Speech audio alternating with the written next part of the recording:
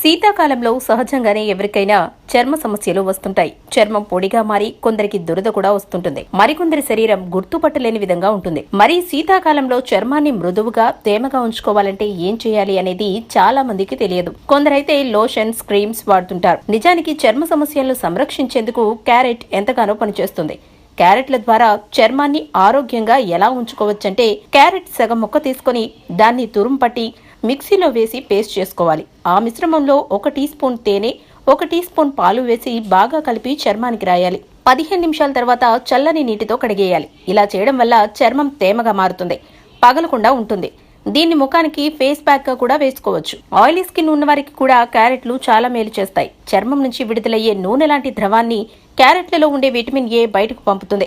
దీంతో చర్మం మృదువుగా మారుతుంది. క్యారెట్ తో చేసే జ్యూస్ కూడా బాగా సహకరిస్తుంది. 1 కప్పులో క్యారెట్లు తీసుకుని అందులో పెరుగు, శనగపిండి, నిమ్మరసాలను ఒక్కో టేబుల్ స్పూన్ చొప్పున వేసి బాగా కలపాలి. ఆ మిశ్రమాన్ని ముఖానికి, మెడకు ప్యాక్ గా వేసుకోవాలి. 30 నిమిషాల తర్వాత గోరువెచ్చని నీటితో కడిగేస్తే ఆయిలీ స్కిన్ నుంచి విముక్తి పొందవచ్చు. క్యారెట్ జ్యూస్, పెరుగు, ఎగ్ వైట్లను సమపాళ్లలో తీసుకుని మిశ్రమంగా చేసి దాన్ని ముఖానికి రాసుకుని 15 నిమిషాలు ఆగాక గోరువెచ్చని నీటితో కడిగేయాలి.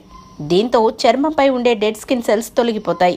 దీంతో చర్మం తాజాగా మారుతుంది, ముఖ సౌందర్యం పెరుగుతుంది.